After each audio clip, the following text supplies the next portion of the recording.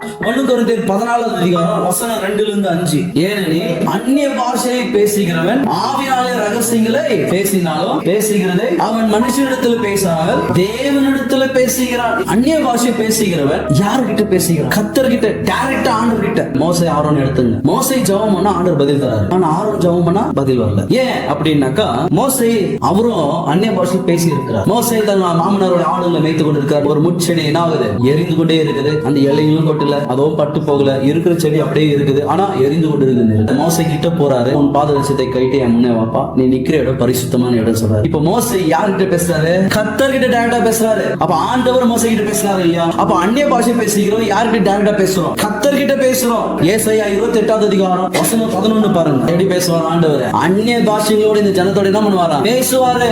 அந்நிய பாஷை பேசுறவங்க வியாக்கரணம் பண்ண தெரியலனா சைலண்டா இரு. மோசே அந்நிய பாஷை பேசுறாரு, ஆனா வியாக்கரணம் பண்ண தெரியல. அதுக்கு தான் ஆரோனுக்கு கொடுத்தாரு, மோசே பேசுறது இன்டர்பிரட் பண்ணுங்க. இன்னைக்கு சபைகளுக்குள்ள இன்னைக்கு நிறைய பாஸ்டர்ஸ் இருக்காங்க. இப்ப சபைகளுக்குள்ள பாஸ்டர்ஸ் வியாக்கரணம் பண்ண தெரியலனா அந்நிய பாஷை பேசக்கூடாது. அந்நிய பாஷை பேசுறவங்க வியாக்கரணம் தெரியலனா என்ன பண்ணக்கூடாதா? பேசக்கூடாது. நீ என்ன பேசுற உனக்கே புரியல, ஏன் பேசுற? நிறுத்துன்னு வசனம் சொல்லுது. அது யாருக்கு கொடுக்கப்பட்டது முதல் தெரியணும். விசுவாசிகளுக்கு கொடுக்கல ஆண்டவர். யாருக்கு கொடுத்தாரு?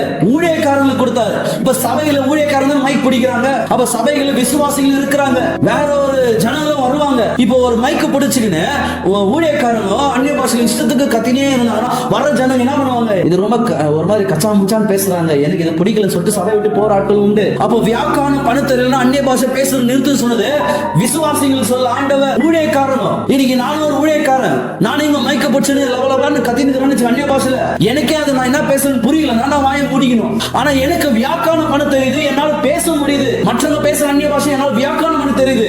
அதனால தான் நான் மைக்க எடுத்து அந்நிய பாஷையில பேசுறேன். அப்ப யார் பேசக்கூடாது? வியாக்கரணம் தெரியலனா ஊழியக்காரங்க. அப்ப விசுவாசிகள் உனக்கு தெரியுதோ தெரியலையோ நீ அந்நிய பாஷையில பேசிதான் ஆகணும்.